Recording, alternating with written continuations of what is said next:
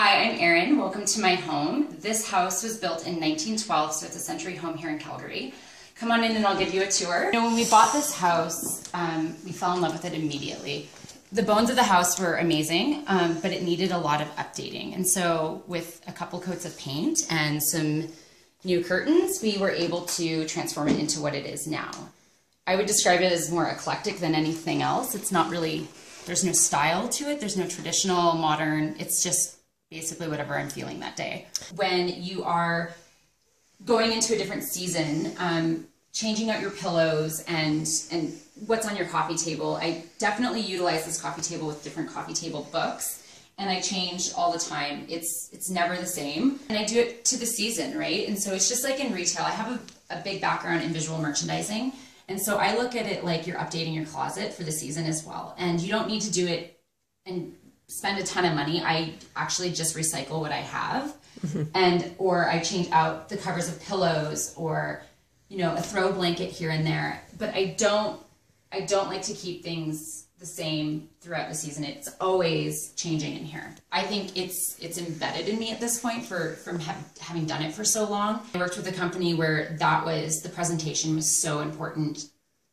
when you walk into the store, and it did tell a story. And that's what I like my house to do. And any place anytime I'm helping friends set their house, what have you, it's important that it does tell a story and it does represent you as a person too in your household.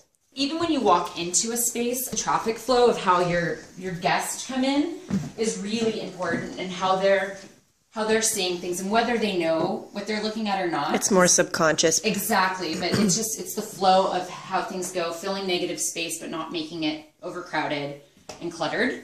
Got everything from different places. Like this rug was imported from an antique store in Palm Springs. The tables from Bondar's, the couches restoration. So there's a real mix of everything. HomeSense, Target, like you don't have to break the bank to make something look good. And something that was really important to me when we bought this house was because the two rooms are adjoining, you want to make sure that they still feel like separate rooms, but they flow into each other, because we do host a lot of dinner parties, and we wanted our guests to feel like they were in a separate room. Which, when we were setting the table in here, I almost went with a round table just to incorporate the round curved wall of the room. But finding one that could seat what I wanted became a challenge, and that's why I went with this table from Restoration Hardware. And the chairs I got from Home Outfitters. Wow. So they weren't terribly expensive, but they do look like a Restoration Hardware chair. And the two end ones are from Chintz and Company. So it's a real mixed bag of stuff where things come from. I'll give you a tour down there. We did lose the basement in the flood in 2013, and I took that opportunity to really create that space for us so we don't outgrow this house. It was important that when we had the opportunity to redo it, that we made it into a functional living space for our family, having children.